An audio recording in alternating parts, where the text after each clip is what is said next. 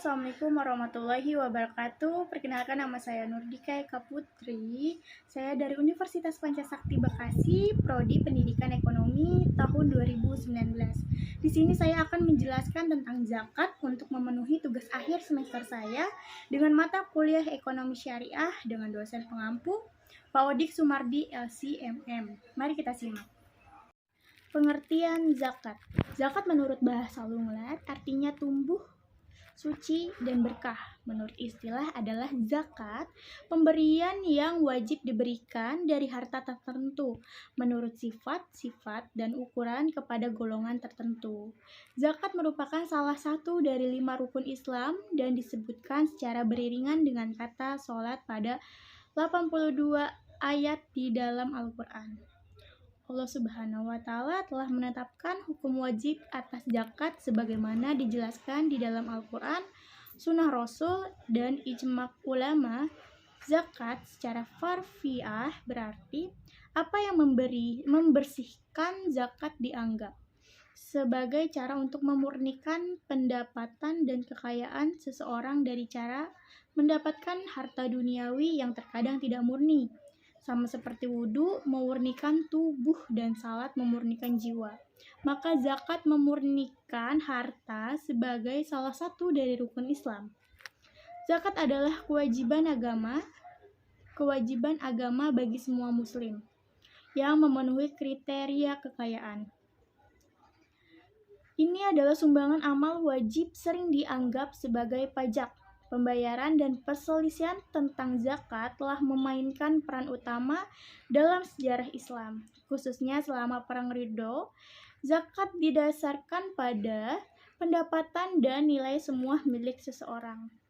Biasanya 2,5% atau 1/40 dari total tabungan dan kekayaan seorang muslim di atas jumlah minimum yang dikenal sebagai nisab, tetapi para cendekiawan Islam berbeda pada beberapa banyak nisab dan aspek zakat lainnya.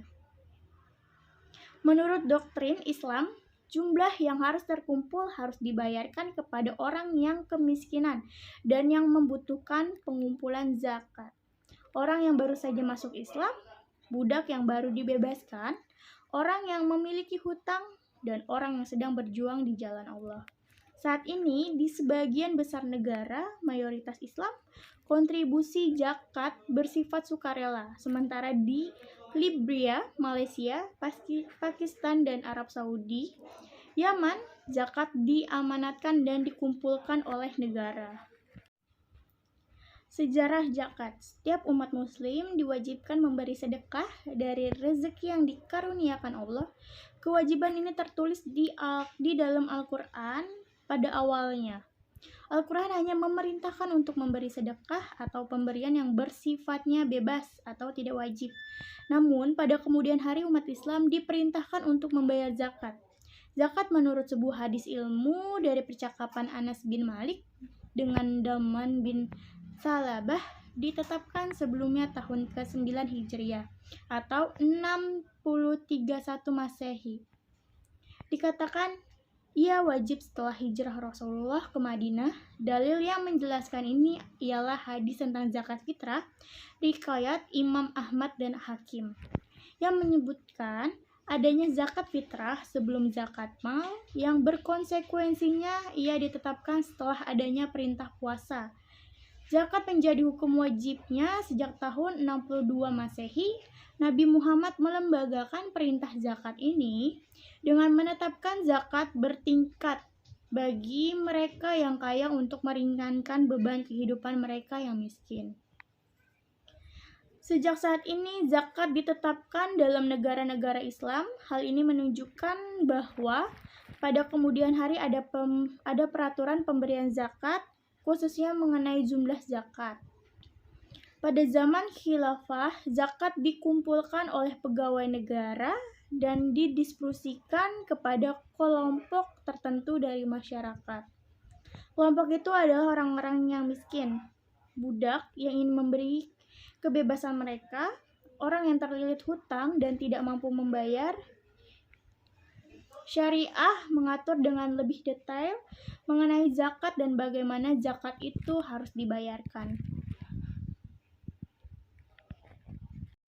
Jenis zakat.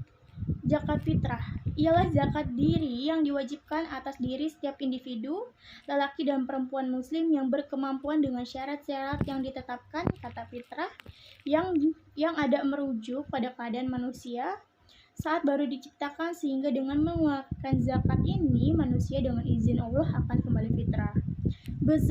Besar zakat yang dikeluarkan menurut para ulama adalah sesuai penafsiran terhadap hadis, atau sebesar 1 sa atau kira-kira setara dengan 3, liter atau 2,7 kilogram makanan pokok seperti tepung, kurma, gandum, atau yang bisa dikonsumsi di daerah bersangkutan. Zakat fitrah dikeluarkan pada bulan Ramadan paling lambat sebelum orang-orang selesai menunaikan ibadah sholat Id.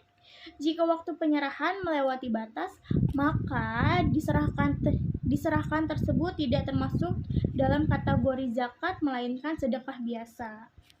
Yang kedua ada zakat mal atau harta. Zakat yang dikeluarkan seorang muslim yang mencakup hasil perniagaan, pertanian, pertambangan, hasil laut, hasil ternak, hasil termuak, emas dan perak.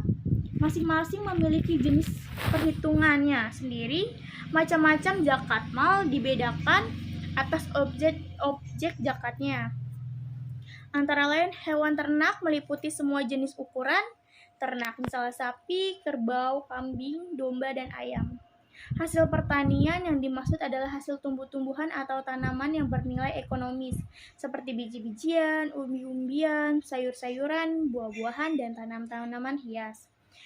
Emas dan perak meliputi harta yang terbuat dari emas dan perak dalam bentuk apapun. Harta perniagaan ini adalah harta semua yang diperuntukkan untuk diperjualbelikan dalam berbagai jenisnya, baik berupa barang seperti alat-alat pakaian, makanan, perhiasan, dan lain-lainnya.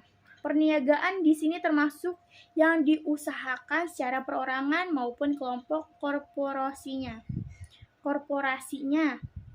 Syarat zakat. Syarat dalam ibadah zakat yaitu syarat yang berkaitan dengan sumber zakat atau muzaki, orang yang mengeluarkan zakat, dan objek zakat, harta yang dizakati, syarat yang berhubung dengan subjek atau pelaku, syarat zakat yang berhubungan dengan sumber atau pelaku, orang yang terkena wajib zakat adalah sebagai berikut ya.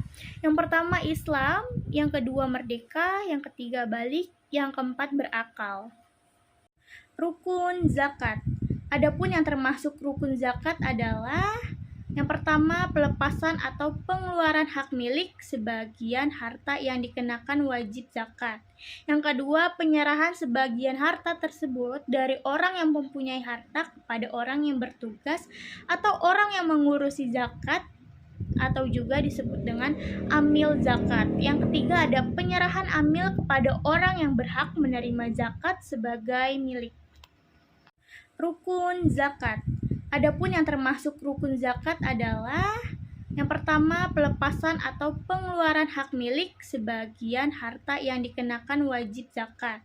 Yang kedua penyerahan sebagian harta tersebut dari orang yang mempunyai harta kepada orang yang bertugas atau orang yang mengurusi zakat, atau juga disebut dengan amil zakat. Yang ketiga ada penyerahan amil kepada orang yang berhak menerima zakat sebagai milik.